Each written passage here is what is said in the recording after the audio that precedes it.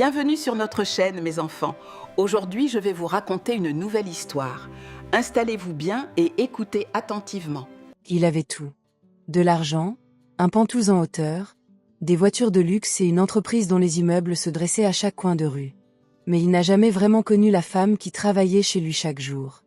Un après-midi, il décida de se présenter chez elle à l'improviste. Ce qu'il y découvrit allait bouleverser sa vie.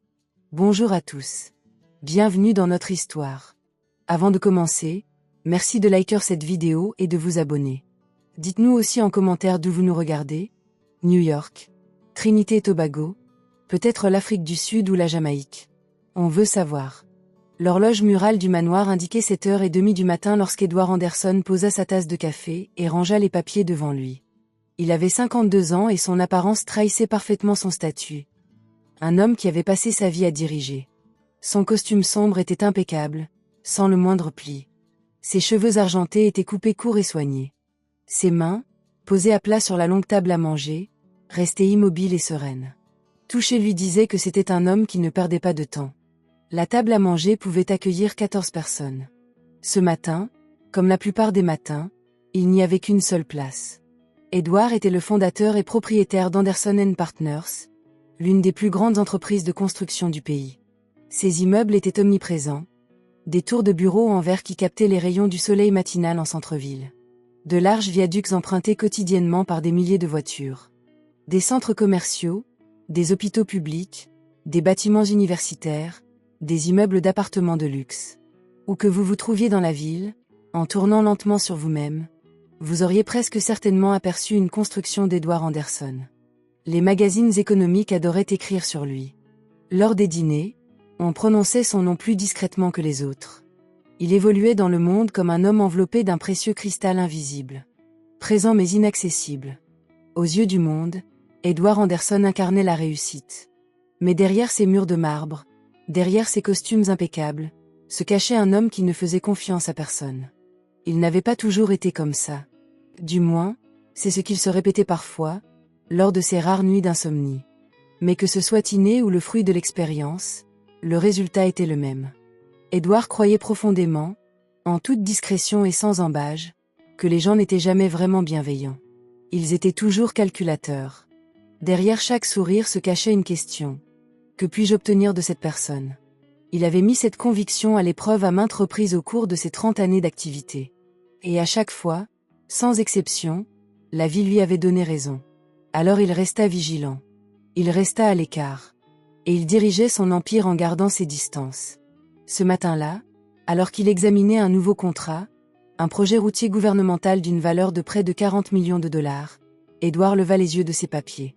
Au fond de la pièce, Lucie astiquait le grand meuble en bois près de la fenêtre. Elle travaillait dans son manoir depuis près de 6 ans. Âgée de 38 ans, elle avait le dos droit, des mains calmes et un visage presque impénétrable. Son uniforme était toujours impeccable. Ses cheveux étaient toujours tirés en arrière. Ses mouvements étaient discrets et maîtrisés, comme ceux de quelqu'un qui avait appris depuis longtemps à se faire le plus discret possible. La demeure était toujours impeccable. Son café était toujours prêt avant même qu'il ne le demande. Ses vêtements étaient toujours lavés, repassés et rangés avec soin. Les fleurs sur la table à manger étaient changées tous les lundis matins. Chaque fenêtre était propre. Chaque recoin était exempt de poussière.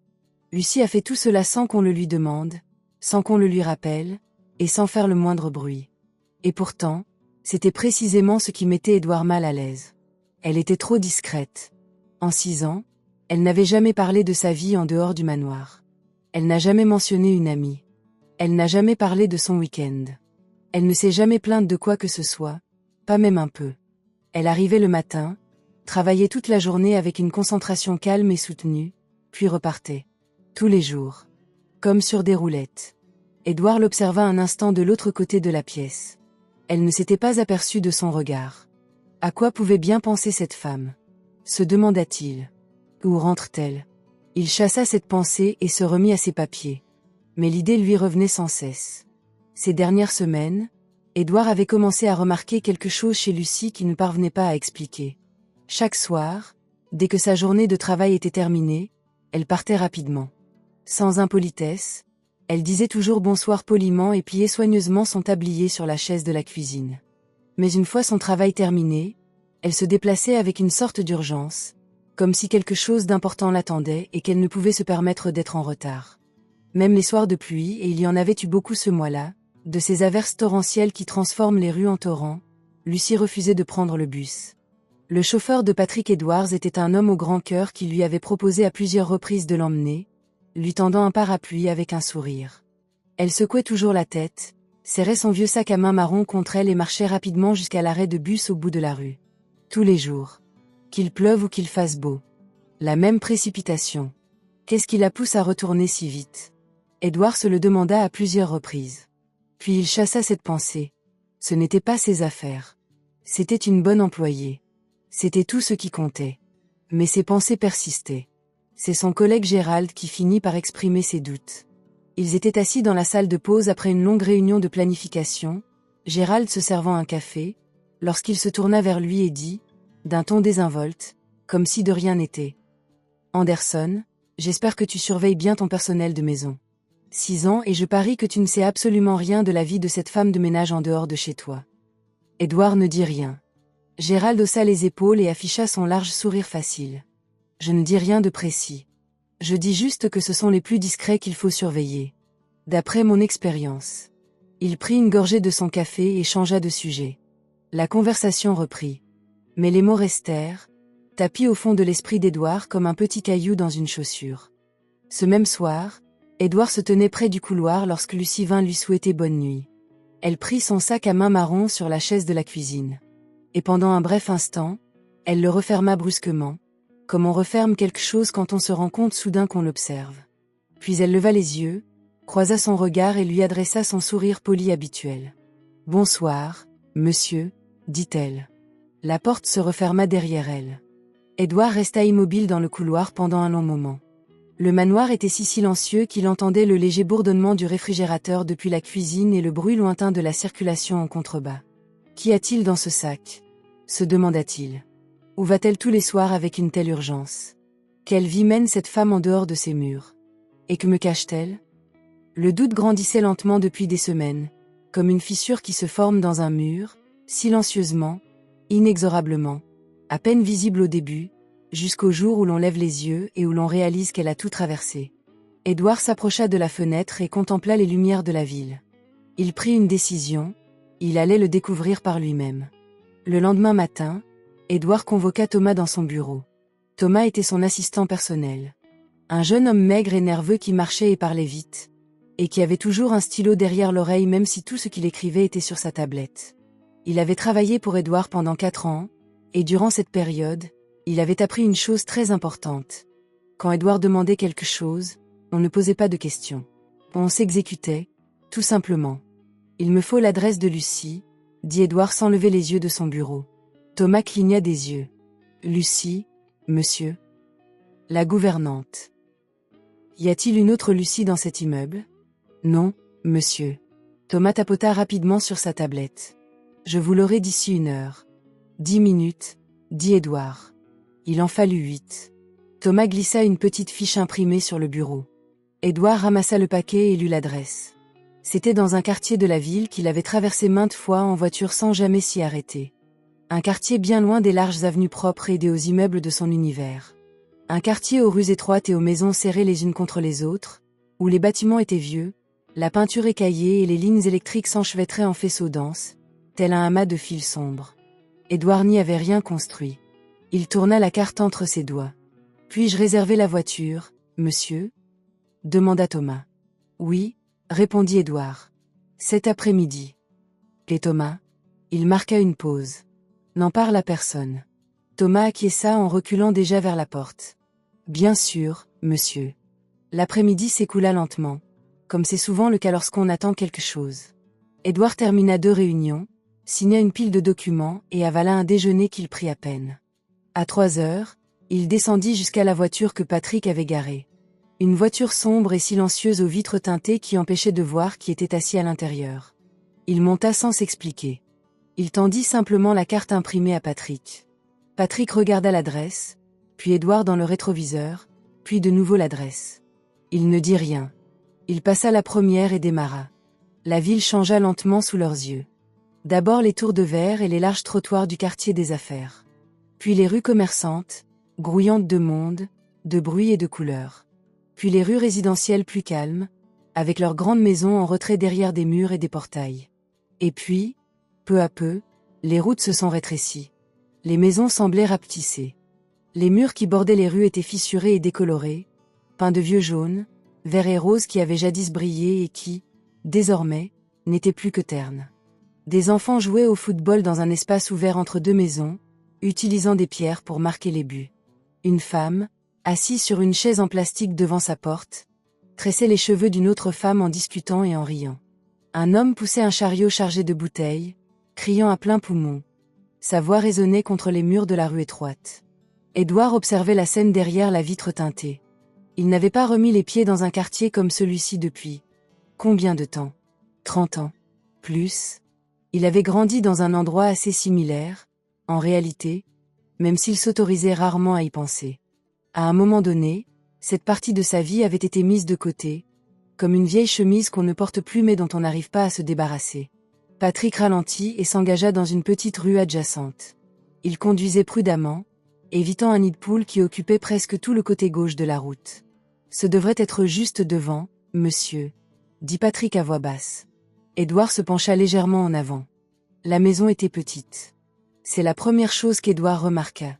C'était une petite maison simple, de plein pied, au bout d'une courte rangée de maisons similaires. Les murs extérieurs étaient peints d'un bleu pâle qui, par endroits, avait presque blanchi. La petite cour avant était impeccablement balayée, et près de la porte se trouvait un pot en terre cuite contenant une plante fleurie. Ses fleurs oranges, vives et gaies, contrastaient avec le bleu délavé du mur. Patrick arrêta la voiture. Édouard resta immobile un instant. Il regarda la maison. Les fleurs oranges. Dans la cour impeccablement nettoyée. Il était venu ici en s'attendant à quoi, exactement? Il n'en était plus sûr. À un problème. Une explication. Quelque chose qui éclaircissait le mystère. Ce qu'il voyait, c'était simplement une petite maison propre et tranquille, avec des fleurs devant la porte. Il ouvrit la portière et sortit. La rue était chaude et embaumait la cuisine. Des oignons et un parfum riche et épicé flottaient dans l'air, venant des environs. Une radio diffusait faiblement du son provenant d'une des maisons. Deux petits garçons, assis sur une marche de l'autre côté de la rue, levaient les yeux vers la grosse voiture noire, leurs grands yeux curieux. Édouard rajusta sa veste. Il s'est dirigé vers la porte d'entrée et a frappé. Il y a eu un silence. Puis des pas. La porte s'ouvrit alors et Lucie apparut. Son expression était inédite pour Édouard. En 6 ans de collaboration, Lucie avait toujours gardé son calme. Calme. Impénétrable. Chaque matin, elle le saluait avec la même expression calme et polie, le même regard fixe. Rien ne la surprenait. Rien ne l'ébranlait. D'après son expérience, elle était la personne la plus imperturbable de sa maisonnée.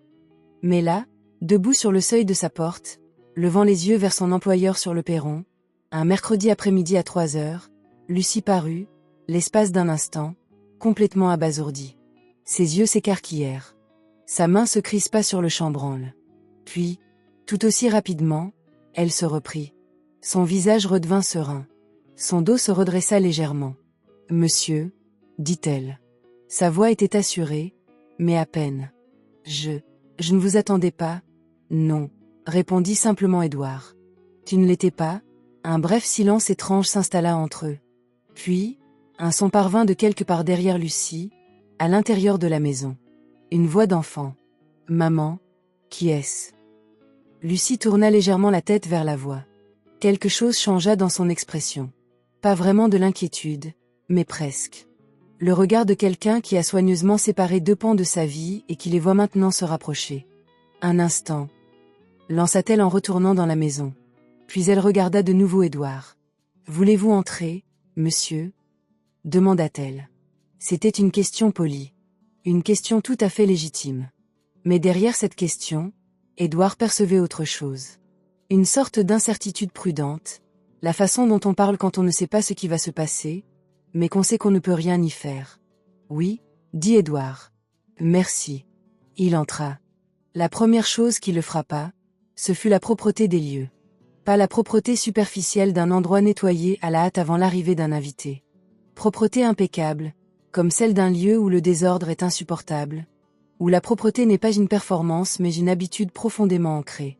Chaque surface était essuyée. Le sol était balayé avec soin. Un torchon plié était posé précisément au bord du petit plan de travail de la cuisine. 2 tasses sur l'étagère étaient disposées de façon à ce que leurs anses soient orientées dans la même direction. Bien sûr, pensa Édouard, presque malgré lui. Bien sûr, ça ressemblait à ça. La maison était petite. Il pouvait presque tout voir de là où il était. Un salon avec 3 chaises dépareillées et une table basse. Une cuisine à peine assez grande pour que 2 personnes puissent s'y tenir debout confortablement. Un petit couloir menait à ce qui devait être les chambres. Les murs étaient nus, avec un seul objet accroché. Une simple croix de bois au-dessus de la porte, ancienne et lisse sous le poids des ans. Rien à voir avec son Pentouze. Rien à voir avec son manoir.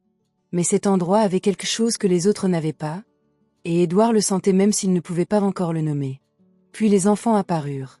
Ils arrivèrent du petit couloir, d'abord un garçon puis une fille, s'arrêtant tous deux en voyant l'étranger debout dans leur salon. Le garçon avait une dizaine d'années, des yeux brillants et un visage expressif qui trahissait ses sentiments en permanence. En ce moment, il était curieux. Il observa Édouard de la tête aux pieds, le costume sombre, les chaussures vernies, les cheveux argentés, avec cette attention franche et sans gêne dont seuls les enfants sont capables. Il tenait une petite voiture entre ses mains. Il lui manquait une roue, et il était visiblement en train d'essayer de la réparer, car il avait un petit tournevis coincé derrière son oreille, comme Thomas gardait toujours son stylo. « Voici Raphaël », dit Lucie. Sa voix avait changé, plus douce, plus chaleureuse, comme une voix qui se transforme lorsqu'elle parle de quelque chose qu'elle aime. « Mon fils ». Raphaël hocha la tête d'un air grave, comme s'ils étaient présentés lors d'une réunion d'affaires. « Bonjour », dit-il. Édouard cligna des yeux. « Bonjour », répondit-il. Puis il regarda la fillette. Elle était plus jeune, peut-être 7 ou 8 ans, petite et frêle, avec des yeux prudents qui observaient Édouard comme on observe quelque chose d'inconnu. Elle tenait un cahier plaqué contre sa poitrine, les bras enlacés autour, et se tenait légèrement en retrait de son frère, comme le font les jeunes enfants lorsqu'ils sont méfiants envers un inconnu. « Et voici Anna », dit Lucie. « Ma fille. » Anna observa Édouard longuement de ses yeux sérieux. Puis, semblant avoir pris une décision, elle fit un petit pas en avant. « Tu es la patronne de maman ?» demanda-t-elle. « Anna », répondit doucement Lucie. « Tout va bien », dit Édouard. Il regarda la jeune fille. « Oui. Oui. » Anna y réfléchit. « Elle dit que vous vivez dans une très grande maison, » dit-elle. « Oui, » répondit Édouard. « Est-ce plus grand que le nôtre ?» Édouard jeta un coup d'œil au petit salon bien rangé. Les chaises étaient dépareillées. La table basse. La croix en bois au mur. « C'est ça, » dit-il. « Mais le vôtre est très joli. » Anna le regarda attentivement, comme pour vérifier s'il était sincère ou simplement poli. Puis elle sembla l'accepter, retira son cahier de ses bras et le lui tendit. « Je dessine des bâtiments, » dit-elle. « Tu veux voir ?» Édouard ne s'y attendait pas. Il prit le carnet et l'ouvrit. Les pages étaient remplies, complètement remplies, de dessins. Des bâtiments de toutes formes et de toutes tailles, dessinés au crayon de couleur avec le souci du détail enthousiaste d'un enfant qui réfléchit intensément à quelque chose. De hautes tours aux nombreuses fenêtres. Des maisons aux larges portes et aux grands jardins. Un pont enjambant une rivière. Une école où des enfants jouent dehors. Certains dessins portaient de petites étiquettes écrites d'une main soignée, légèrement de travers. Grandes fenêtres pour laisser entrer le soleil. Jardin sur le toit. Des marches assez larges pour tout le monde. Édouard tourna lentement les pages. Elles étaient remarquables. Pas parfaits. C'étaient des dessins d'enfants, avec des traits tremblants et des proportions parfois approximatives. Mais il y avait quelque chose d'authentique en eux. Quelque chose qui témoignait non seulement d'imagination, mais aussi de réflexion. Elle n'avait pas simplement dessiné de jolis bâtiments. Elle avait dessiné des bâtiments qui avaient une fonction, qui avaient du sens. « Je veux être architecte », dit Anna en l'observant. « Je veux construire des maisons pour les gens qui n'en ont pas de belles. » Édouard leva les yeux de son carnet. Quelque chose bougea dans sa poitrine. Un léger mouvement imperceptible, comme une porte longtemps restée close qui s'entr'ouvre. Il regarda Lucie. Lucie l'observait avec une expression qu'il ne lui avait jamais vue. Non pas le calme professionnel et mesuré du manoir, mais quelque chose de plus ouvert, de plus authentique. Une mère qui observe un inconnu contempler le rêve de son enfant. Elle est très talentueuse, dit Édouard. Et cette fois, ce n'était pas de la politesse. Il pensait vraiment ce qu'il disait. Anna rayonnait. C'était un sourire qui illuminait tout son visage. Édouard lui rendit le carnet avec précaution. Il s'assit sur l'une des chaises dépareillées que Lucie lui offrit doucement, et Lucie s'assit en face de lui, les mains jointes sur les genoux. Raphaël s'était remis à bricoler sa petite voiture, assis en tailleur par terre non loin de là, bien qu'Édouard remarqua que le garçon levait les yeux toutes les quelques secondes avec ses grands yeux curieux. La maison était silencieuse, hormis le faible bruit de la radio du voisin et, plus loin à l'intérieur, derrière une porte au bout du petit couloir, le souffle lent et léger d'une respiration. Édouard remarqua la porte.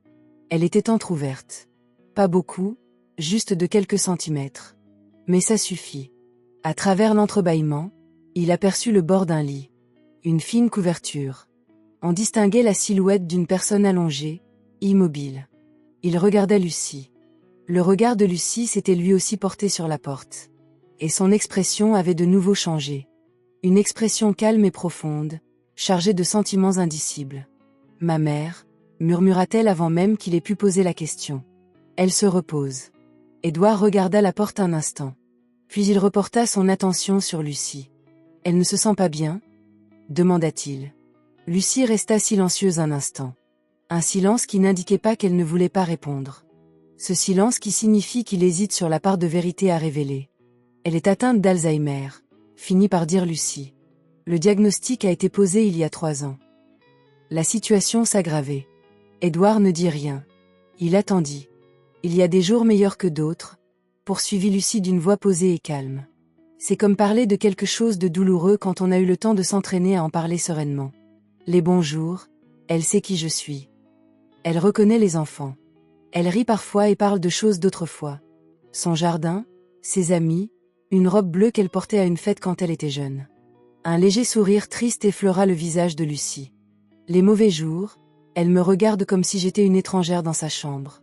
Le silence régnait dans la pièce. Raphaël avait cessé de jouer avec sa petite voiture.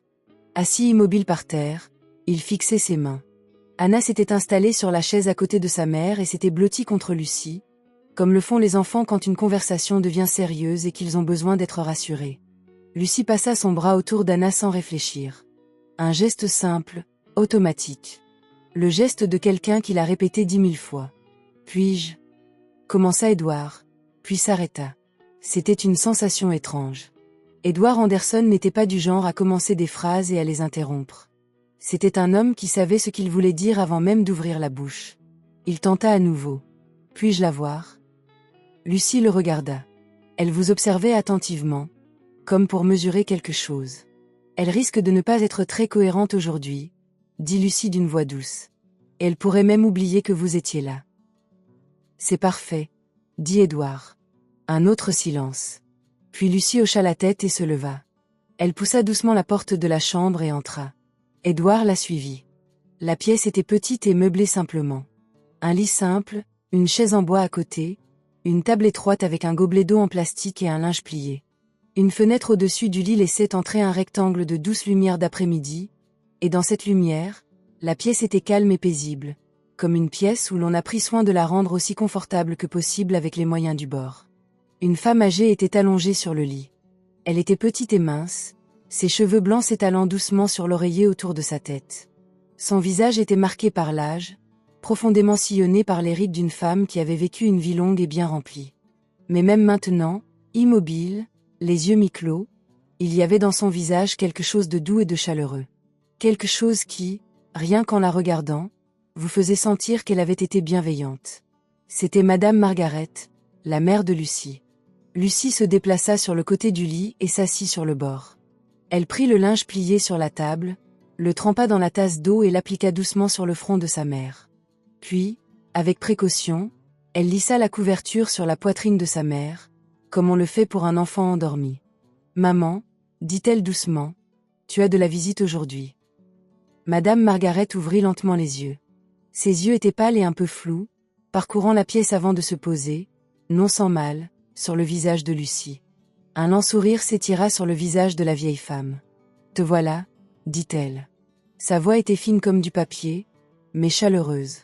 Je me demandais où tu étais allé. J'étais juste devant chez maman, répondit doucement Lucie. Me voici. Le regard de Madame Margaret parcourut la pièce et s'arrêta sur Édouard, debout dans l'embrasure de la porte. Elle le contempla longuement.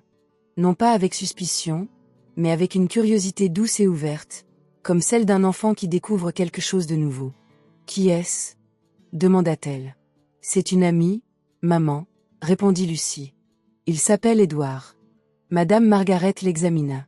Édouard resta immobile sous le regard de la vieille femme, un regard plus clair et plus fixe qu'il ne l'avait imaginé. « Vous avez l'air sérieux, » dit Madame Margaret. Édouard cligna des yeux. Derrière lui, il entendit un petit bruit étouffé venant de l'embrasure de la porte. Il soupçonna Raphaël de se retenir de rire. « On me l'a déjà dit, » dit Édouard. Madame Margaret hocha lentement la tête, comme si cela confirmait ce qu'elle soupçonnait déjà. « Asseyez-vous, » dit-elle en désignant faiblement la chaise en bois près du lit. Un visage grave trahit un cœur lourd. « Tu devrais t'asseoir. » Édouard regarda Lucie. Lucie lui lança un petit regard discret qui signifiait qu'il valait mieux la suivre. Il s'assit. Ce qui se passa dans les 20 minutes suivantes était quelque chose auquel Édouard ne s'était pas préparé. Madame Margaret parlait. Elle parlait comme parlent parfois les personnes âgées lorsqu'une belle journée arrive à l'improviste, librement et chaleureusement, sans aucun des filtres et des calculs que les adultes placent habituellement entre leurs pensées et leurs paroles. Elle parlait d'un jardin qu'elle avait cultivé dans sa jeunesse, avec des tomates, des poivrons et un citronnier qui donnait des citrons extraordinaires. Elle raconta une chanson que sa mère chantait en faisant la lessive. Elle parla d'une rivière près du village où elle avait grandi, dont l'eau était froide et limpide, et où les enfants pêchaient des petits poissons à main nue. Édouard, assis sur sa chaise en bois, écoutait. Il ne savait pas exactement quand cela s'était produit.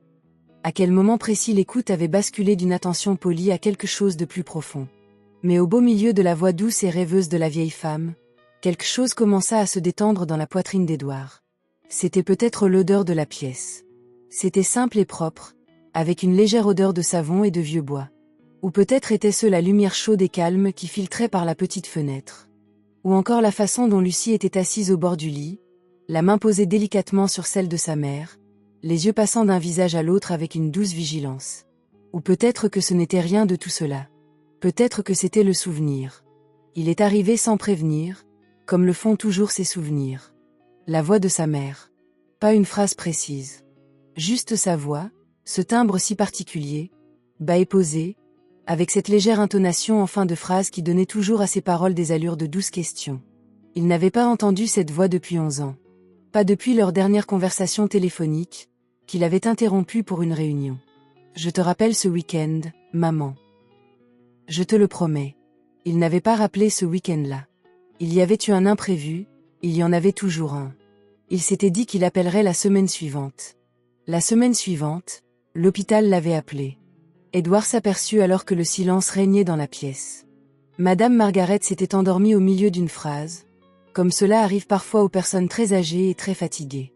Paisiblement, sans bruit, elle parlait un instant et l'instant d'après, elle s'était simplement endormie, un léger sourire aux lèvres.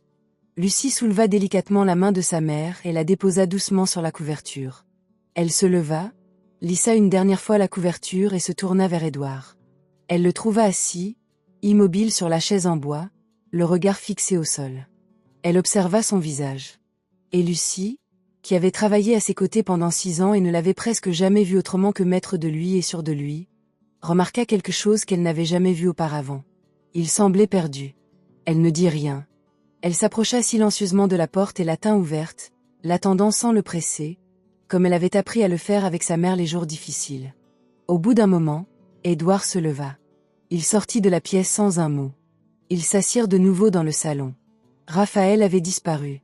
Lucie l'avait envoyé jouer dehors lorsqu'elle avait aperçu le visage d'Édouard. Anna s'était blottie dans le fauteuil du coin avec son carnet, dessinant en silence, faisant semblant de ne pas écouter comme le font les enfants lorsqu'ils écoutent parfaitement. Lucie apporta 2 tasses de thé de la cuisine. Un thé simple dans des tasses ordinaires, sans soucoupes assorties. Elle en posa un devant Édouard et prit l'autre à 2 mains, puis elle s'assit en face de lui et attendit. Elle ne lui demanda pas si tout allait bien. Elle ne rompit pas le silence par des bavardages nerveux. Elle resta assise, à attendre, comme on attend lorsqu'on sait que certaines choses nécessitent un instant avant d'être dites. Édouard fixait la tasse de thé devant lui. Ce n'était pas le genre d'homme à boire du thé dans de simples tasses, dans un petit salon. C'était un homme qui buvait du café importé dans des tasses en céramique artisanale qui coûtaient plus cher que les chaussures de la plupart des gens. Mais il prit la tasse, but une gorgée, et le thé était chaud, simple, avec un léger goût de gingembre. Et pour une raison qu'il ne pouvait expliquer, c'était exactement ce qu'il lui fallait. Combien de temps ? Finit-il par demander. Lucie le regarda. Depuis combien de temps est-elle comme ça ? Demanda-t-il. Les oublis ont commencé il y a environ 4 ans, répondit Lucie. Au début, des petites choses. L'endroit où elle avait mis ses clés. Les noms de voisins qu'elle connaissait depuis 20 ans. Nous pensions que c'était simplement l'âge. Elle baissa les yeux sur sa tasse. Puis, un soir, elle m'appela par le nom de ma tante. Ma tante est décédée avant ma naissance. Et je le savais. Édouard était silencieux. Le diagnostic est tombé il y a 3 ans, poursuivit Lucie. Le médecin a été très compréhensif. Il a tout expliqué très clairement. Mais il n'y a pas vraiment d'explication. On peut le comprendre intellectuellement et ne toujours pas être prêt à ce qu'il exige de nous. Qu'est-ce qu'il exige de nous ? Demanda Édouard. Lucie réfléchit un instant. Dehors, ils entendaient Raphaël taper dans un ballon contre le mur du jardin. Un bruit régulier et rythmé qui se répétait sans cesse. Tout, dit-elle simplement. Elle demande tout. Pas tout d'un coup, ce serait presque plus simple d'un point de vue esthétique. Elle en demande un peu plus chaque semaine. Un peu plus de patience. Un peu plus de temps. Un peu plus de vous-même. Elle marqua une pause. Et tu le fais parce que c'est ta mère et parce que ce qu'elle est vraiment, est toujours là. Toujours présente. Les bons jours, tu la vois clairement. Les mauvais jours, tu te raccroches au souvenir des bons jours et tu continues d'avancer. Édouard la regarda. C'est pour ça que tu pars tous les soirs, dit-il. Ce n'était pas une question.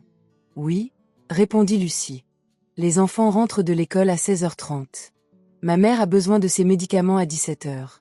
Sa toilette du soir est à 17h30. Si je ne suis pas là, il n'y a personne. Elle l'a dit sans amertume, sans apitoiement sur elle-même. Comme un fait, tout simplement, comme on énonce une vérité absolue.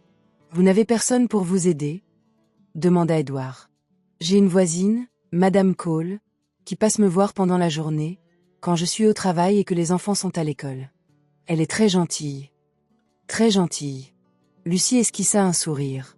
Elle a 70 ans et se déplace lentement, mais elle a plus d'énergie que la plupart des personnes 2 fois plus jeunes. Elle fait rire ma mère. Le sourire s'estompe doucement. Mais les soirées sont à moi. Les matins m'appartiennent. Les nuits où maman se réveille, confuse et effrayée, elles m'appartiennent aussi. Édouard posa sa tasse sur la table basse. Il jeta un nouveau coup d'œil au petit salon. Aux chaises dépareillées, polies par des années d'utilisation. À la croix de bois solitaire accrochée au mur. Anna, assise dans un coin, traçait lentement un trait au crayon sur la page de son cahier, le visage penché par la concentration. Il songeait à son manoir. Au long canapé crème où personne ne s'asseyait jamais. Il repensa au piano à queue que personne ne touchait, aux livres que personne ne lisait, aux fleurs fraîches changées chaque lundi et admirées par personne. Il songea au silence de ses pièces, ce silence immense, coûteux, parfaitement orchestré. Et puis il pensa à sa mère. Il repensa à la dernière année de sa vie, lorsqu'elle avait vécu seule dans la maison où il avait grandi, une petite maison assez semblable à celle-ci. Il avait engagé une infirmière à temps plein. Il s'était occupé de tous ses médicaments. Il s'était assuré que les factures étaient payées. Il avait fait tout ce que l'argent pouvait faire. Ce qu'il n'avait pas fait, c'était venir. Il lui avait rendu visite 4 fois durant cette dernière année. 4 fois, en 12 mois, avec sa mère seule, qui s'affaiblissait et qui appelait son téléphone le dimanche soir juste pour entendre sa voix. Il avait parfois répondu. Parfois, le téléphone sonnait sans cesse alors qu'il était en réunion, qu'il finissait de dîner ou qu'il se disait simplement qu'il rappellerait plus tard. Il s'était toujours dit qu'il ferait les choses plus tard. Monsieur Anderson. Il leva les yeux. Lucie le regardait de ses yeux calmes et fixes. « Ça va ?» demanda-t-elle. C'était une question si simple. 4 petits mots. Le genre de question qu'on se pose des centaines de fois par jour sans vraiment y penser, sans attendre la vraie réponse. Mais la façon dont Lucie l'a posée, avec précaution, directement, sans détourner le regard, montrait clairement qu'elle cherchait réellement la réponse. Qu'elle voulait vraiment savoir. Édouard ouvrit la bouche. Pendant un long moment, aucun son ne sortit. Puis il dit, très bas, si Bacana, dans son coin, n'aurait pas entendu, même si elle avait écouté. Moi aussi, j'avais une mère. Lucie ne dit rien. Elle attendit. Elle est décédée il y a 11 ans, a dit Édouard. Je n'étais pas là, je n'étais pas présent comme j'aurais dû l'être. Je me disais que je subvenais à ses besoins. Il finançait ses soins. Il s'assurait qu'elle ne manque de rien. Il s'arrêta. Il baissa les yeux sur ses mains posées sur ses genoux. Mais je n'étais pas là. Et je le savais déjà à ce moment-là. Je me suis simplement dit que ce n'était pas aussi important que je le savais. La pièce était plongée dans un silence complet. Dehors, la balle de Raphaël rebondissait contre le mur. Quoi? 2 fois? 3 fois? En vous observant ensemble, Édouard dit d'une voix toujours basse. Je n'arrêtais pas de penser. C'est comme ça que ça aurait dû se passer. C'est ce que j'aurais dû faire. Lucie le regarda longuement. Tu es là maintenant, dit-elle doucement. C'est déjà ça. C'était une petite chose à dire. Une chose anodine. Mais elle a touché Édouard comme un poids bien plus lourd, comme une pierre jetée dans l'eau calme, provoquant des répercussions dans toutes les directions. Il serra les lèvres et hocha la tête une fois. Puis il prit sa tasse et but le reste de son thé. Il partit 20 minutes plus tard. Il serra la main de Lucie sur le seuil, un geste un peu formel qui paraissait étrange devant la petite maison bleue aux fleurs oranges. Mais c'était la seule façon qu'Édouard Anderson connaissait pour dire au revoir. Raphaël apparut sur le côté du jardin et fit un signe de la main joyeux, brandissant sa petite voiture réparée comme preuve de sa réussite. Anna, debout sur le seuil près de sa mère, regarda Édouard retourner à la voiture qui l'attendait, le regard grave. Juste avant qu'il n'atteigne la voiture, elle l'appela. « Monsieur Édouard. » Il se retourna. Elle brandissait son carnet. « Quand je construirai mon premier bâtiment, dit-elle, je vous montrerai le plan en premier. Avant tout le monde. » Édouard regarda la petite fille sur le seuil, serrant contre sa poitrine son carnet de rêves soigneusement consigné. « J'attends ce moment avec impatience, dit-il. Et pour la première fois depuis très longtemps, si longtemps qu'il avait presque oublié ce que cela faisait, Édouard Anderson sourit. Pas le sourire poli et fermé qu'il arborait en réunion. Un vrai sourire, discret et silencieux, qui illumina son regard et s'y attarda un instant avant qu'il ne se retourne et monte dans la voiture. Patrick le vit dans le rétroviseur et ne dit rien. Mais il le nota attentivement, comme il notait toutes les choses importantes. La voiture s'éloigna lentement dans les rues étroites, dépassant les enfants qui jouaient au football, la femme qui tressait des cheveux, l'homme avec sa charrette de bouteilles. Édouard était assis à l'arrière et regardait par la fenêtre. Mais cette fois, il ne se contentait pas de regarder sans voir. Cette fois, il observait tout. Il ne put dormir cette nuit-là. Il essaya. Allongé dans son grand lit du manoir, sur des draps qui coûtaient plus cher que le salaire mensuel de la plupart des gens, dans une pièce plongée dans l'obscurité et le silence absolu, la climatisation réglée à la température idéale, il fixait le plafond. L'image revenait sans cesse. Non pas d'un seul jet, mais par fragments, comme dans les rêves ou comme les souvenirs d'événements marquants. La main de Lucie caressant la couverture. Le sourire lent de Madame Margaret. Le cahier d'Anna pressé contre sa poitrine. La croix en bois sur le mur blanc nu. Une tasse de thé au gingembre. Et en arrière-plan, comme un murmure discret, la voix de sa mère. Je te rappelle ce week-end, maman. Je te le promets. Il s'est tourné sur le côté, puis sur le dos. À 2 heures du matin, il se leva, enfila son peignoir et traversa la sombre demeure jusqu'au grand salon. Il n'alluma pas la lumière. Il s'assit dans l'obscurité sur le long canapé crème, celui où personne ne s'asseyait jamais, et laissa ses pensées vagabonder. Il repensa aux 4 visites qu'il avait faites à sa mère durant sa dernière année. Il se souvenait de chacune d'elles avec une précision qui l'étonna.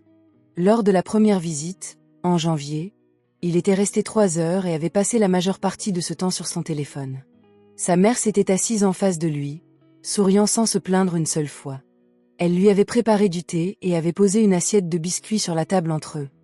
Elle lui avait demandé comment s'était passé son travail, il lui avait parlé de son travail, et elle l'avait écouté attentivement, posant des questions comme toujours. Il avait regardé sa montre 2 fois. La deuxième visite eut lieu en avril. Elle avait maigri. Il l'avait remarqué, mais n'en avait rien dit, car le dire aurait signifié reconnaître quelque chose qu'il ne voulait pas reconnaître. Elle lui avait montré un petit jardin qu'elle avait aménagé le long du mur du fond. Des tomates, des poivrons, un citronnier qui peinait à pousser. Elle était si fière de ce citronnier. Il avait dit « Très gentil, maman ». Puis il avait répondu à un appel et était resté dos au jardin pendant 20 minutes, pendant qu'elle attendait. La 3e visite. La 4e visite. Puis l'appel de l'hôpital, un jeudi soir de novembre, alors qu'il était au restaurant avec des associés. Il était sorti pour répondre. Il était resté debout sur le trottoir, dans l'air froid de la nuit, à écouter la voix douce et attentive de l'infirmière. Puis il était rentré et avait fini de dîner. Il s'était dit que c'était la chose la plus raisonnable à faire. Que sa mère aurait compris. Qu'il n'y avait rien à faire à partir immédiatement. Qu'elle était partie et que le repas refroidissait. Il y avait cru à l'époque. Assis dans le salon plongé dans l'obscurité, 11 ans plus tard, baigné par la lumière bleutée d'une nuit citadine filtrant à travers les parois vitrées, il n'y croyait plus du tout. Il resta assis là un long moment. Sans prévenir, il s'est mis à pleurer. Ce n'était pas théâtral. Edward Anderson n'était pas du genre à faire des choses théâtrales. Le silence régnait.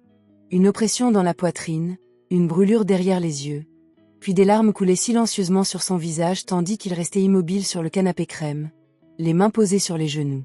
Il pleurait sa mère. Pour tous ces appels qu'il n'avait pas passés. Pour ce dimanche soir où elle était restée seule à attendre sa voix. Pour ce citronnier dont elle était si fière, et qu'il avait délaissé. Il pleurait pour la part de lui-même qui avait toujours su qu'il se trompait, et qui avait pourtant persévéré car s'arrêter aurait signifié ressentir précisément cela. Il resta longtemps assis dans le noir. Puis il s'essuya le visage avec la manche de son peignoir, se leva et retourna se coucher. Il dormit. Mal et pas longtemps. Mais il dormit. Le matin, il se réveilla avant que son réveil ne sonne. Il resta un instant immobile, le regard fixé au plafond, attendant de voir ce qu'il ressentait. La réponse fut « différent ». Pas mieux à proprement parler. Pas pire non plus. Juste différent. Comme une pièce restée longtemps fermée et dont on vient enfin d'ouvrir la fenêtre. Il se leva, s'habilla et s'assit à table avec son café. Lorsque Lucie arriva à 8 heures et entra par l'entrée de service, Édouard était toujours assis là. Lucie s'arrêta en le voyant. Elle avait l'habitude de trouver la chambre vide le matin, sa tasse de café déjà rincée dans l'évier et Édouard parti depuis longtemps au bureau. « Bonjour monsieur », dit-elle prudemment. « Bonjour Lucie », dit-il. Elle se dirigea vers la cuisine. Elle allait faire comme d'habitude, commencer sa routine matinale discrètement et efficacement, presque invisible. « Lucie », dit-il. Elle marqua une pause. « Hier, il s'est arrêté. On recommence. Je tiens à ce que vous sachiez que je ne suis pas venu chez vous avec des soupçons. Je veux être honnête à ce sujet car je pense que vous méritez cette honnêteté. » Il la regarda droit dans les yeux. « Je suis venu par curiosité, et je m'y suis mal pris. J'aurais dû simplement vous poser la question, au lieu de débarquer sans prévenir. » Lucie resta immobile. « Je suis désolé, » dit-il. 3 mots. Simple et clair. Édouard ne se souvenait plus de la dernière fois qu'il avait prononcé ces mots à qui que ce soit. Lucie le regarda un instant de son regard scrutateur et posé. Puis elle hocha la tête une fois. « Merci monsieur », dit-elle doucement. « J'apprécie beaucoup. » Elle entra dans la cuisine. Les bruits familiers du matin commencèrent à se faire entendre. L'eau qui coule, une casserole qu'on pose sur le feu, le rythme doux de quelqu'un qui sait exactement ce qu'il fait. Édouard était assis avec son café et écoutait. Quelque chose avait changé entre eux. Ce n'était ni grand ni bruyant. Cela n'aurait pas été visible de l'extérieur. Pourtant, c'était bien réel. Les jours suivants, Édouard se surprit à remarquer des choses qu'il avait ignorées pendant 6 ans. Il remarqua que Lucie fredonnait parfois très doucement, quand elle pensait être seule, un son grave et monotone, presque comme une respiration. Il remarqua qu'elle vérifiait toujours 2 fois la serrure de la porte latérale avant de partir, la seconde vérification étant un geste rapide et léger, presque machinal. Il remarqua qu'elle gardait une petite photo usée glissée dans la poche latérale de son sac de travail. Il l'avait aperçue une fois lorsque le sac avait glissé de la chaise de la cuisine, et elle l'avait aussitôt remise à sa place sans un mot. Il n'a pas posé de questions sur la photo. Mais il l'a remarquée. Il s'est aussi remarqué lui-même. Il s'aperçut qu'il se déplaçait dans cette maison depuis des années comme si les personnes qui y vivaient étaient des meubles. Présentes, utiles, mais pas tout à fait réelles. Pas vraiment là, de la même façon que les gens sont là quand on les regarde vraiment. Il employait 12 personnes rien que dans cette demeure. Il ignorait le nom de famille de la femme qui nettoyait ses salles de bain. Il ne savait pas si son jardinier avait des enfants. Il ignorait si Thomas, qui avait travaillé à ses côtés pendant 4 ans et répondait au téléphone avant la deuxième sonnerie, avait déjà été gravement malade, préoccupé par des problèmes d'argent ou amoureux. Il n'y avait tout simplement jamais pensé. Un soir, vers la fin de la semaine, il l'interpella dans le couloir. Thomas leva les yeux de sa tablette avec l'air légèrement inquiet de celui qui s'attend toujours à de nouvelles tâches. « Thomas, » dit Édouard. « Comment va ta mère ?» Thomas le fixa du regard. « Monsieur, votre mère, » dit Édouard. « Vous aviez mentionné il y a quelque temps qu'elle était souffrante. Je vous demande comment elle va. » Thomas continua de le fixer, comme si Édouard s'était mis soudain à parler une langue étrangère. « Elle va mieux, monsieur, merci, » dit-il lentement. « Elle a été opérée l'année dernière. Elle s'est bien rétablie. Tant mieux, » dit Édouard. « Je suis content de l'apprendre. » Il continua son chemin. Thomas resta un long moment dans le couloir à le regarder s'éloigner. Puis il baissa de nouveau les yeux vers sa tablette. Il leva de nouveau les yeux vers le couloir désert. Il secoua lentement la tête. Puis il esquissa un sourire, un petit sourire sincère et perplexe, et se remit au travail. La semaine suivante, Édouard fit quelque chose qu'il n'avait pas fait depuis très longtemps. Il prit son téléphone et appela son médecin, non pas pour lui-même, mais pour quelqu'un d'autre. « J'ai besoin d'une recommandation, » dit-il. Le meilleur spécialiste de la ville pour la maladie d'Alzheimer. Un médecin consciencieux, qui prend le temps nécessaire avec ses patients. Son médecin, habitué à ce qu'Édouard n'appelle que pour ses bilans de santé annuels, hésita un instant avant de répondre. Il donna le nom du docteur Patricia Owens. Elle dirigeait une petite clinique très réputée de l'autre côté de la ville, spécialisée dans les troubles de la mémoire et les maladies neurologiques. La liste d'attente était longue. Édouard appela la clinique le même après-midi. La réceptionniste l'informa poliment mais fermement que le prochain rendez-vous disponible était dans 4 mois. « Je comprends, » dit Édouard. « Veuillez noter le nom. La patiente s'appelle Margaret. Sa fille s'appelle Lucie. » Il marqua une pause. « Et veuillez dire au docteur Owens qu'Édouard Anderson lui serait très reconnaissant si elle pouvait trouver un poste plus tôt. S'il y a la moindre marge de manœuvre. » Un bref silence suivit. « Je vais parler au docteur, monsieur Anderson, » dit la réceptionniste. « Je vous rappellerai. » Elle a rappelé dans l'heure. Il y avait une annulation. Le docteur Owens put voir madame Margaret le jeudi suivant. Ce soir-là, alors que Lucie s'apprêtait à partir, Édouard lui demanda de s'asseoir un instant. Elle s'assit sur la chaise de la cuisine, au bord, le dos droit et attentive, et le regarda de ses yeux fixes. Il lui a parlé du rendez-vous. Il a été simple. Il lui a dit qu'il avait pris des dispositions pour que sa mère soit examinée par un spécialiste, que ce serait gratuit et que Patrick les conduirait à la clinique jeudi matin si elle était d'accord. Il le dit comme il disait la plupart des choses, directement et sans fioriture. Lucie écouta sans bouger. Quand il eut fini, un silence de mort régnait dans la cuisine. Dehors, la nuit tombait peu à peu, les lumières de la ville apparaissant une à une dans le ciel qui s'assombrissait. « Monsieur Anderson, » dit Lucie. « Loire, » répondit-il. Cela le surprit autant qu'elle. Il n'avait pas prévu de le dire. Mais les mots lui sont sortis spontanément, ils lui ont semblé justes, et il ne les a pas retirés. Lucie le regarda un instant. « Et voir, » dit-elle doucement. « Tu n'étais pas obligé de faire ça. »« Je sais, » dit-il. « Nous avons réussi, » dit-elle. « Ce n'était pas facile, mais nous avons réussi. »« Je le sais aussi, » dit-il. « J'ai vu comment tu t'y prends. C'est pour ça que je le fais. » Il la regarda fixement. « Tu as porté ce fardeau seul pendant longtemps. Tu n'as plus à gérer seule la partie médicale. » « Pas si je peux l'éviter. » Lucie baissa les yeux sur ses mains posées sur ses genoux. Ses doigts étaient entrelacés, plaqués à plat, les jointures légèrement pâles, comme celles de quelqu'un qui se tenait très soigneusement l'une contre l'autre. « Je ne sais pas quoi dire, » dit-elle. « Tu n'as rien à dire, » répondit Édouard. « Dis-moi juste si Patrick doit venir à 8h ou à 8h30. » Un long silence. « Il est 1h30, » dit Lucie d'une voix un peu hésitante. « Maman prend son temps le matin. » « Il est 8h30, » dit Édouard. Jeudi arriva. Édouard ne les accompagna pas. Il y avait réfléchi, puis avait renoncé. Ce n'était pas son rôle. Et Lucie avait besoin d'être avec sa mère sans que son employeur ne soit assis dans un coin du cabinet. Il avait fait ce qu'il pouvait. Le reste appartenait à Lucie. Mais ce matin-là, il eut du mal à se concentrer. Il assista à 2 réunions et ne retint que très peu de ce qui se disait. Thomas le remarqua et le suppléa à 2 reprises sans qu'on le lui demande. Répondant à une question qu'Édouard n'avait pas entendue et résumant un point qu'Édouard avait manqué. Édouard remarqua que Thomas s'y employait et lui en fut reconnaissant d'une manière qu'il ne savait pas encore exprimer. À midi, son téléphone afficha un message d'un numéro inconnu. Il se souvint alors qu'il avait donné son numéro direct à Lucie avant son départ. Le message disait « Le médecin a été très consciencieuse et très gentille. Elle a revu le traitement de maman et y a apporté quelques modifications. Elle dit qu'avec une bonne prise en charge, les bons jours pourront être plus fréquents. Maman a ri 2 fois pendant le rendez-vous. Merci. Lucie. » Édouard le lut 3 fois.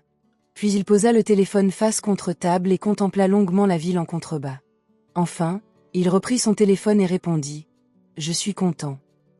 Merci de me l'avoir dit. » Il fixa le message avant de l'envoyer. Il lui semblait insignifiant. Insuffisant. C'est comme essayer de faire tenir un océan dans une enveloppe en papier. Il l'a quand même envoyé. Dans les semaines qui suivirent, quelque chose de discret et progressif commença à se produire. Non pas d'un coup, mais comme le font souvent les véritables changements, lentement et par petites étapes, à l'image d'une plante qui pousse lorsqu'on l'arrose et qu'on lui apporte la lumière au bon moment. Édouard commença à venir. Pas tous les jours. Pas d'une manière qui s'imposait dans la vie de Lucie ou qui encombrait la petite maison de sa présence. Mais le samedi matin, quand son emploi du temps était plus léger, il demandait à Patrick de le conduire à travers la ville jusqu'à la maison bleu pâle aux fleurs oranges. Il apportait parfois des choses, des fruits, une boîte de bons biscuits, ou une fois un petit pot de miel qu'un collègue lui avait offert, encore emballé dans son ruban. Des choses simples. Pas de grands gestes. Il s'asseyait avec Madame Margaret. Les bonjours, elle était gaie et bavarde. Elle lui parlait des tomates qu'elle avait cultivées dans sa jeunesse, de sa robe bleue, de la rivière aux eaux froides et limpides et des petits poissons argentés.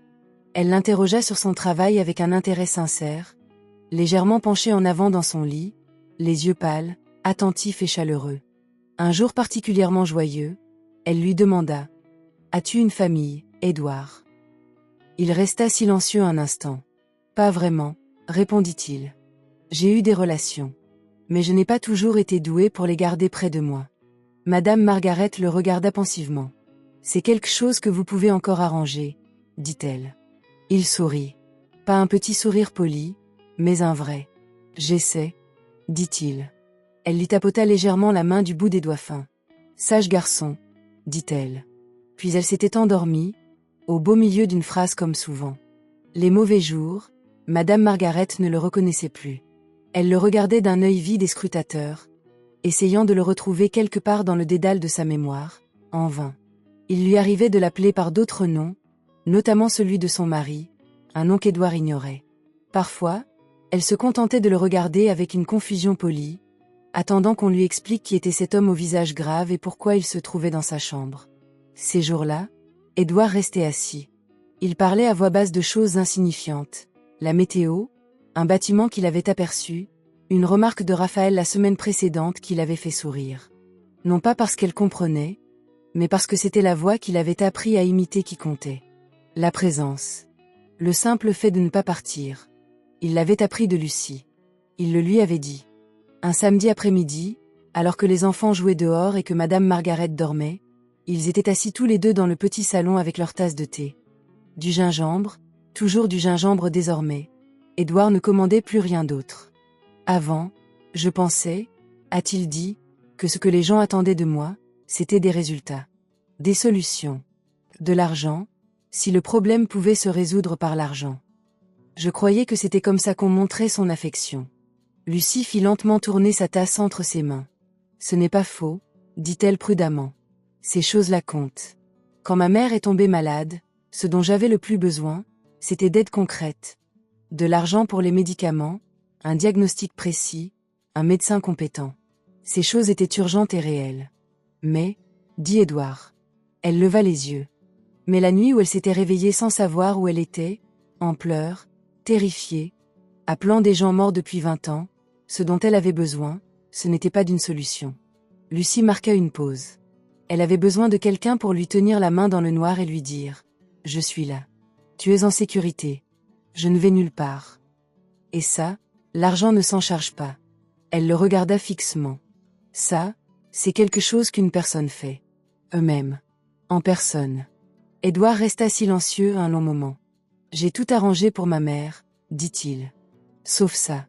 Oui, répondit doucement Lucie. Je sais. Ils restèrent un moment à réfléchir. Dehors, Raphaël lança un cri de triomphe. Il avait apparemment gagné à la partie, quelle qu'elle soit. La voix d'Anna parvint à nos oreilles, contestant l'appel. Édouard et Lucie se tournèrent tous deux vers la fenêtre. Et puis, doucement, au même instant, ils sourirent tous les deux. L'idée était venue à Édouard un dimanche matin tranquille. Il était assis à sa longue table à manger, une tasse de café à la main, contemplant la ville en contrebas. Le soleil se levait lentement sur les immeubles, teintant les tours de vert de nuances dorées et orangées.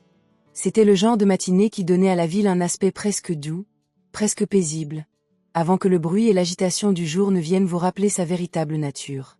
Il pensait à Anna. Plus précisément, il pensait à son carnet. Aux dessins soignés qu'il contenait, aux larges portes, aux jardins sur le toit, aux marches construites pour tous. À propos de cette petite voix intérieure qui avait dit « Je veux construire des maisons pour ceux qui n'en ont pas de belles », il pensait au jardin de Madame Margaret. Celui dont elle avait tant parlé, avec ses tomates, ses poivrons et son citronnier. Le jardin qui n'existait plus que dans ses souvenirs, dans le peu de choses auxquelles elle pouvait encore se raccrocher. Il pensait à Lucie. À 6 années de dévotion silencieuse, vécue en solitaire, sans se plaindre, sans rien demander à personne. Et lentement, comme un bâtiment prend forme d'abord dans l'esprit avant de se concrétiser dans le monde, une idée se forma. Il posa sa tasse de café, prit son téléphone et appela Thomas. Thomas répondit à la deuxième sonnerie, comme toujours. « Thomas, dit Édouard. J'ai besoin que tu fasses plusieurs choses. Prenez un stylo. » Il a fallu 3 semaines pour tout organiser. 3 semaines d'appels téléphoniques, de paperasse, de visites sur place, d'entrepreneurs, de livraison de meubles et d'un paysagiste qui nous avait été chaudement recommandé et qui a écouté attentivement Édouard décrire en détail ce dont il avait besoin. Thomas travailla plus dur pendant ces 3 semaines que durant toute l'année précédente. Il ne se plaignit pas. Il ne s'était pas plaint une seule fois depuis le jour où Édouard l'avait interpellé dans le couloir pour prendre des nouvelles de sa mère. Quelque chose avait changé dans leur relation de travail après cela, un changement subtil mais bien réel. Et Thomas abordait désormais son travail avec une énergie différente. Édouard ne confiait ses projets à personne. Ni Patrick, ni Thomas, hormis les détails pratiques, ni Gérald, ni aucun de ses autres collègues. Il gardait le secret et faisait avancer le projet comme il l'avait toujours fait pour ses meilleurs projets, avec méthode, rigueur et méthode, étape par étape. Un samedi matin de décembre, 6 semaines après sa première visite à la maison bleu pâle, Édouard appela Lucie. Elle répondit rapidement, un peu essoufflée, comme toujours les matins de week-end, déjà occupée, déjà en mouvement. « Lucie, dit-il. Je sais que vous avez congé aujourd'hui, mais j'aurais besoin de vous demander un service. Pourriez-vous amener les enfants et venir au manoir cet après-midi, vers 14 heures? Pause. Tout va bien? Demanda-t-elle. Tout va bien, répondit-il. J'ai simplement quelque chose que je voudrais vous montrer. Nouvelle pause, plus courte cette fois. On sera là à 2 heures, dit-elle. Ils arrivèrent à 2h05. Pour la première fois, Lucie était venue vêtue de ses propres vêtements, non pas de son uniforme de travail gris, mais d'une simple robe verte et de chaussures plates, les cheveux lâchés au lieu d'être attachés. Elle paraissait différente. Plus jeune, d'une certaine façon. Plus elle-même. Raphaël la suivit, vêtue d'un maillot de football et portant sa petite voiture réparée, qui l'emportait désormais partout. Anna arriva en dernier, son carnet sous le bras comme toujours, son regard sérieux parcourant l'entrée du manoir avec un intérêt architectural. Le plafond est très haut, remarqua aussitôt Anna. 14 pieds, confirma Édouard. Anna hocha lentement la tête, mémorisant l'information.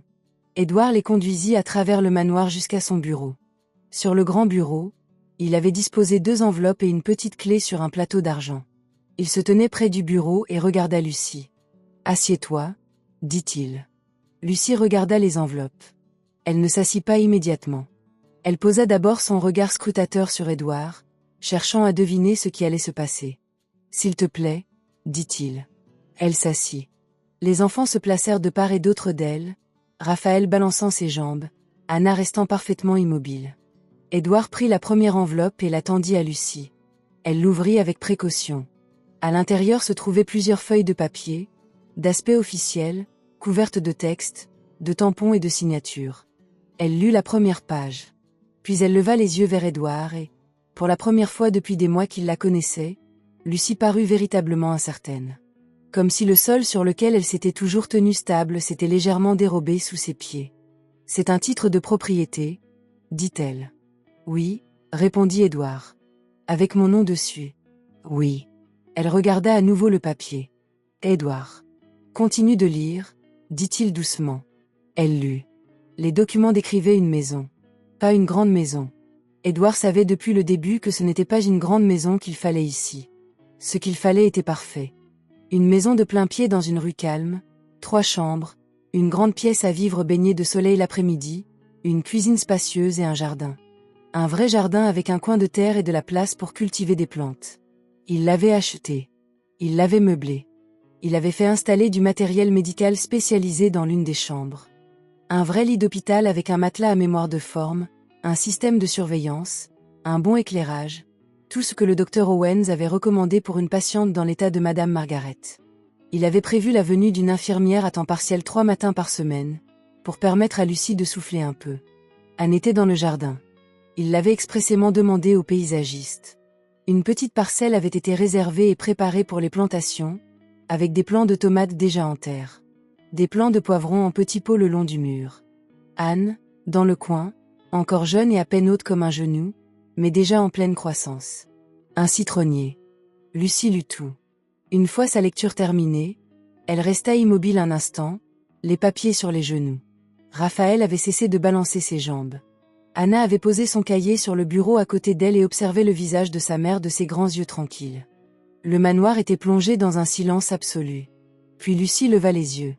Ses yeux étaient remplis de larmes qu'elle retenait avec un effort surhumain. Elle avait cette capacité à tout maîtriser grâce à la pratique, à la volonté et à l'habitude profonde de porter les choses en silence. Mais son menton tremblait. « Je ne peux pas accepter ça, » dit-elle d'une voix basse et prudente. « C'est trop. C'est beaucoup trop. » Édouard s'y attendait. Il avait soigneusement réfléchi à ce qu'il allait dire. « Lucie, » dit-il. Il s'assit en face d'elle, non pas derrière le bureau, mais sur la chaise du même côté de la pièce, comme on s'assoit pour bien montrer qu'on ne surestime pas son interlocuteur. « Pendant 6 ans, dit-il, tu as fait tourner ma maison sans que je te le demande. Sans qu'on me remercie. Sans qu'on me remarque. Je suis un homme qui s'enorgueillit de payer le juste prix. Et je ne vous ai pas payé à votre juste valeur. Loin de là. » Il marqua une pause. Ce n'est pas de la charité. Ce n'est pas de la pitié. Ce n'est même pas vraiment de la générosité. Il la regarda fixement. C'est moi qui commence enfin à faire attention. C'est ce que j'aurais dû faire depuis longtemps. Lucie serra les lèvres. Une larme coula, une seule, qu'elle essuya aussitôt du revers de la main. Ce n'est pas tout, dit Édouard. Il prit la 2e enveloppe et la tendit. Lucie l'ouvrit. À l'intérieur se trouvait une simple feuille de papier. En haut, en lettres bien lisibles, on pouvait lire « Bourse Anna Anderson pour l'architecture ». Elle lut lentement. C'était un fonds d'études. Créé au nom d'Anna, la bourse fut ajoutée par Anderson non pas pour la revendiquer, mais parce qu'elle prendrait un jour du poids grâce à son nom, et Édouard, pragmatique, le savait. Elle couvrirait les études d'Anna jusqu'à l'université, y compris le programme d'architecture de son choix, partout aux États-Unis. Des cours particuliers si elle le souhaitait. Du matériel. Tout. Tout. Lucie était incapable de parler. Anna, qui était restée assise, immobile et silencieuse, se pencha et regarda le papier que sa mère tenait dans ses mains.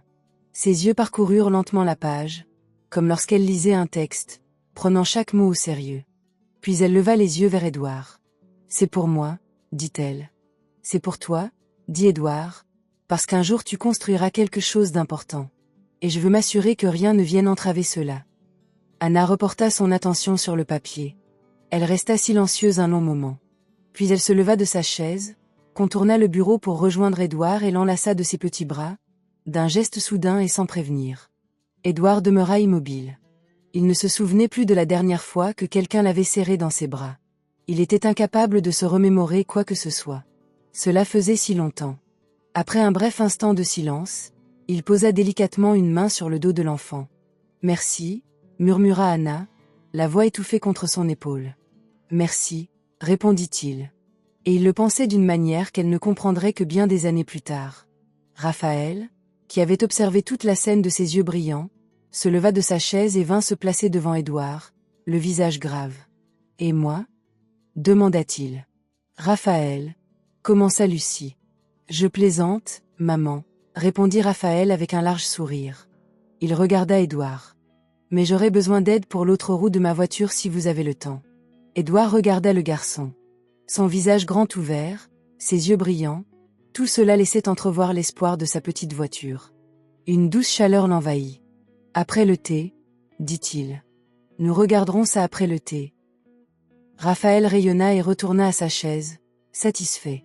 Lucie resta assise un long moment, les deux documents à la main, après que les enfants se furent dispersés dans le bureau. Anna examinait déjà les étagères avec un intérêt professionnel, tandis que Raphaël imitait le bruit d'un petit moteur avec sa voiture le long du bureau. Elle regarda Édouard. « Pourquoi » demanda-t-elle doucement, sans exigence. Il posa simplement la question, comme on le fait lorsqu'on a besoin de bien comprendre quelque chose avant de pouvoir l'appréhender pleinement. Édouard réfléchit sincèrement avant de répondre. « Parce que votre fille dessine des bâtiments avec de larges portes, des toits-terrasses végétalisés et des escaliers accessibles à tous, dit-il. Et c'est une vision bien plus aboutie de ce que devrait être un bâtiment que tout ce que j'ai pu dessiner en 30 ans. » Il marqua une pause. « Parce que votre fils répare les objets cassés au lieu de les jeter. Parce que ta mère m'a dit que j'avais un visage grave et un cœur lourd, et elle avait raison. » Il regarda Lucie droit dans les yeux. « Et parce que tu m'as montré, sans jamais le vouloir, sans jamais me le demander, que je vivais dans une très grande maison vide et que j'appelais ça une vie. » Le bureau était silencieux. Dehors, derrière les hautes fenêtres, le soleil de décembre, bas sur la ville, la teintait d'une lumière dorée. « Tu m'as montré à quoi ça ressemble, » dit Édouard, « quand une personne se présente enfin. Quand ils restent. Quand ils font passer quelqu'un d'autre avant tout, non par commodité, mais par amour. » Il baissa les yeux un instant, puis les releva. « J'avais oublié à quoi ça ressemblait. Il me fallait un rappel. » Lucie le regarda longuement. Puis elle plia soigneusement les papiers, les tint sur ses genoux et hocha la tête une fois, lentement et profondément, comme on hoche la tête quand les mots ne suffisent pas, mais qu'on veut que l'autre personne sache qu'on l'a entendu. Vraiment entendu. Jusqu'au bout. « Nous acceptons, » dit-elle doucement. Avec gratitude. « Bien, » dit Édouard. Madame Margaret a emménagé dans sa nouvelle maison 2 semaines avant Noël. Le déménagement a pris toute une matinée. On l'a porté avec précaution, Lucie d'un côté et l'infirmière de l'autre, lui parlant doucement tout du long. On a apporté sa couverture de l'ancienne maison, son oreiller et la petite croix en bois accrochée au mur, car certaines choses doivent être emportées avec soi. Une fois installée dans sa nouvelle chambre, la lumière du soleil filtrant par la fenêtre, sa couverture sur les genoux, son oreiller derrière la tête, Madame Margaret observa lentement les alentours. Puis elle regarda par la fenêtre. À travers la vitre, elle aperçut le jardin. Les plants de tomates, bien alignés. Les plants de poivrons, le long du mur. Et dans le coin, petit et jeune citronnier qui pousse. Elle resta longtemps silencieuse. Puis elle se tourna vers Lucie et dit clairement, d'une voix pleinement présente et authentique. « On dirait la maison. » Lucie porta sa main à sa bouche. Elle inspira lentement une fois. « Oui, maman, » dit-elle. « Oui. » Le matin de Noël, Édouard arriva seul à la maison, portant un petit sac de fruits et un pot de miel orné d'un ruban. Raphaël ouvrit la porte avant même qu'il ait frappé. Il l'avait visiblement observé par la fenêtre et l'entraîna à l'intérieur avec l'énergie d'un enfant pour qui le matin de Noël était déjà le plus beau jour de l'année. La maison embaumait la cuisine. Une odeur riche et épicée qu'Édouard ne parvenait pas à identifier, mais qui résonnait en lui, enfoui au plus profond de sa mémoire, et qui le fit s'arrêter un instant sur le seuil, pour simplement l'inspirer.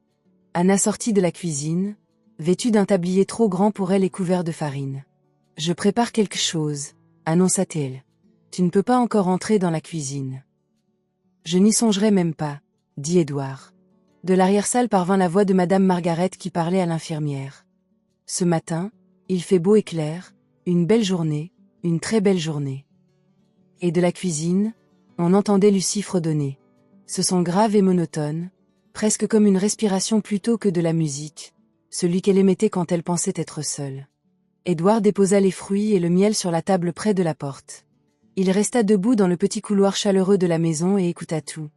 Les voix, les odeurs de cuisine, les fredonnements, Raphaël expliquant quelque chose à propos de sa voiture miniature à personne en particulier, Anna criant depuis la cuisine que son plat serait prêt dans 12 minutes, le son doux et doré d'une radio diffusant une musique matinale de Noël, quelque part au fond de la maison. Il resta là, immobile, à écouter. Et Edward Anderson, l'homme qui avait passé 30 ans à bâtir des tours de verre et d'acier à travers la ville, l'homme qui s'était assis seul à une table de 14 couverts, l'homme qui, du 52e étage, n'avait aperçu que de minuscules détails au loin, ressentit pour la première fois depuis une éternité qu'il était exactement là où il devait être. Ni au-dessus de rien, ni à l'écart de tout, simplement là, présent, arrivé. Il avait construit des centaines d'immeubles dans sa vie. Il avait apposé son nom sur des tours qui touchaient les nuages. Mais la chose la plus importante qu'Edward Anderson ait jamais construite était quelque chose qui n'avait ni plan, ni prix, ni cérémonie d'inauguration. C'était cela, cette simple et discrète habitude d'être présent, de rester, d'apprendre enfin, après toutes ces années, tout ce silence, tous ces appels manqués et toutes ces pièces vides, à être là.